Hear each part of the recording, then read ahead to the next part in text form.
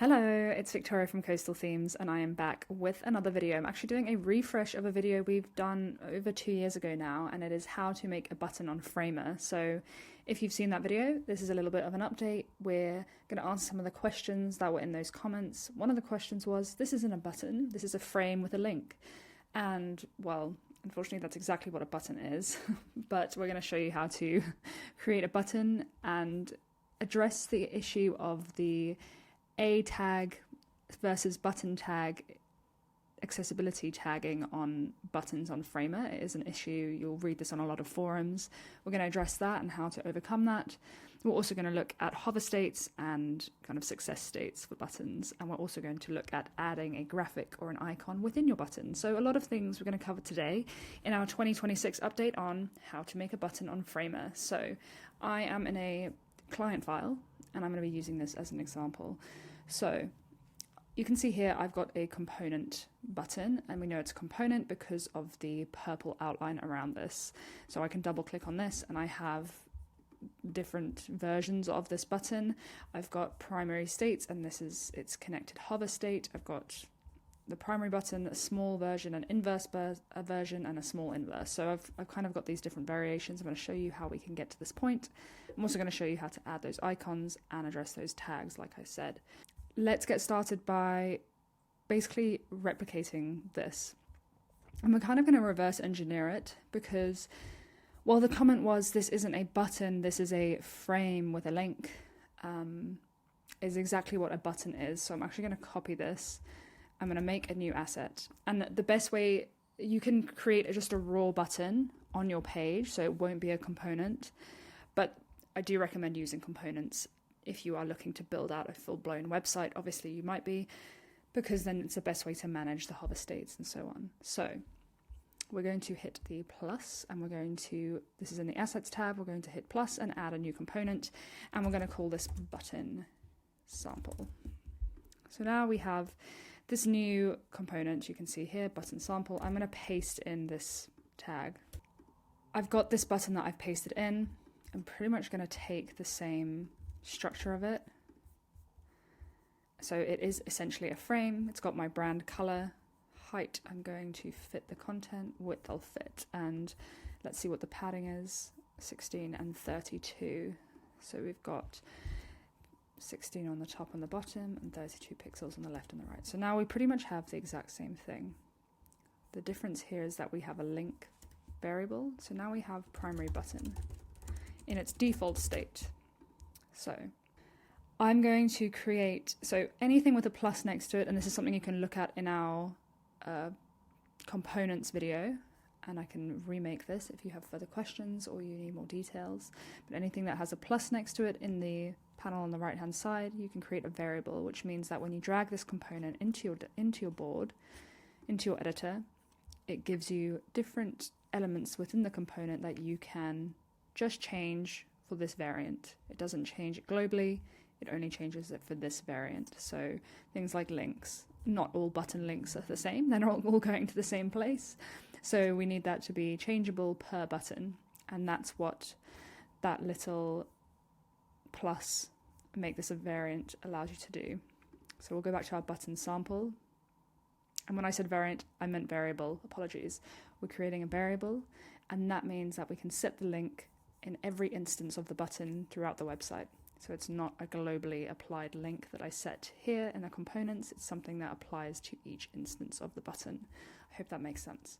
So now I know that the link will be adjustable. I want the text to be changeable, so we'll reset that. We'll set the variable as plain text. You're likely to choose plain text for a button because there's no paragraphs and body text and images going on within this text block. It's just plain text.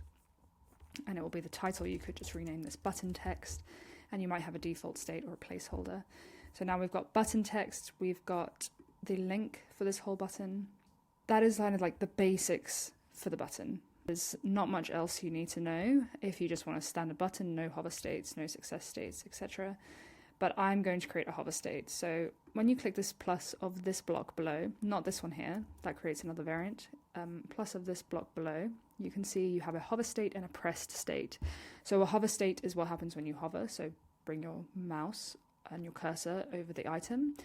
I want it just to simply change color. You can make it do loads of things. You can change its size. You can kind of let it tilt to the side. That could be kind of cute. Maybe we'll do that.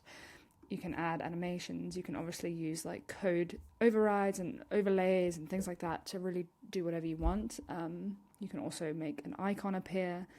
There's a lot of things you can do. Let's just let it curve to the side and change color. And then finally we have the pressed state. So when you're actually pressing on the button, we want a pressed state. I'm going to make the rotation of it 0 again, and let's just make it white, just so we have 3 different states. So now we have primary, hover, pressed. So if I preview this, we've got hover and we got pressed, and that's me pressing on it. And that is just like basic feedback for a user for a button. If you are into UX design, or if you're in web design, then you kind of want that feedback for a user so they are happier using the platform, using your website. So now we have our button. The actual second variant of this button I'm going to make is a primary button text plus icon.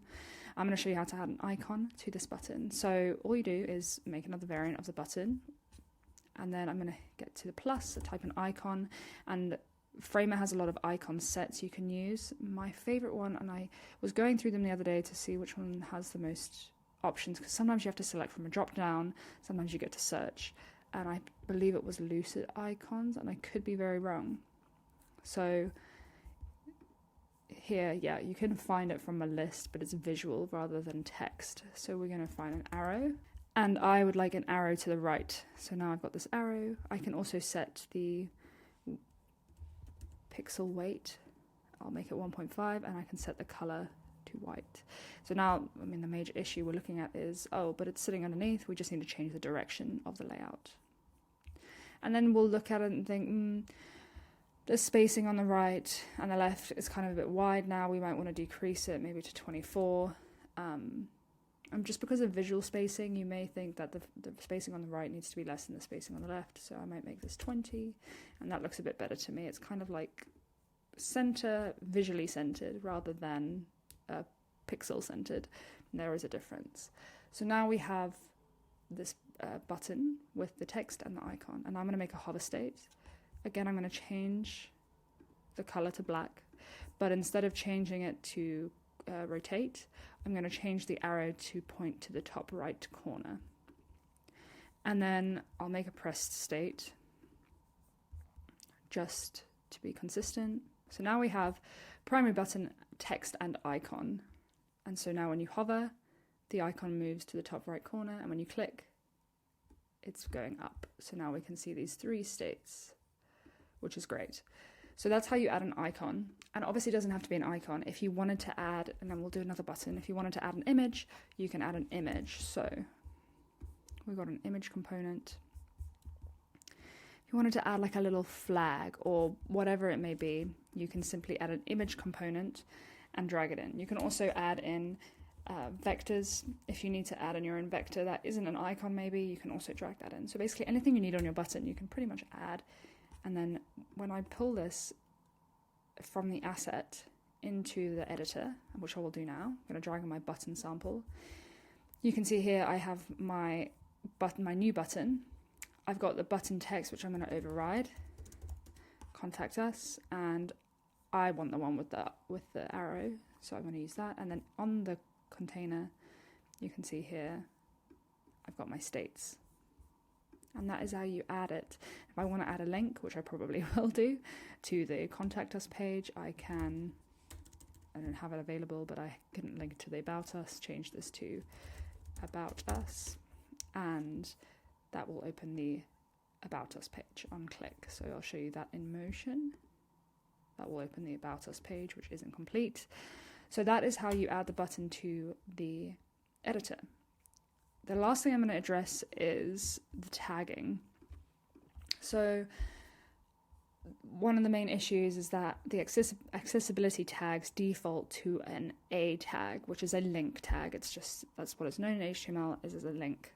And you put an A tag around something, it makes it a link. You can attach a link, URL, or whatever you need to link to. And because it's a button, that is pretty much wrong. It should be a button tag. So what you can do is, because this is the container for the component, you can add a container within it and make it fill. And then you can pull these items into it and make this fit the content. Add your padding to this container instead. Remove this padding and color. Make sure that the height is fit. Essentially, you're making a container around a container. Let's just add this background color. And now we have this button within the component frame. So it's a frame inside a frame, essentially, a button inside a frame. And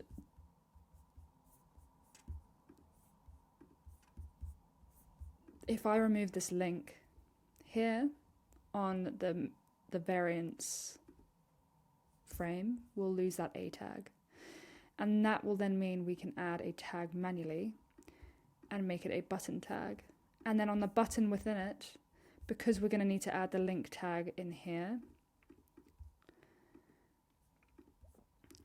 this means that the main container is a button and the internal container will be an A tag.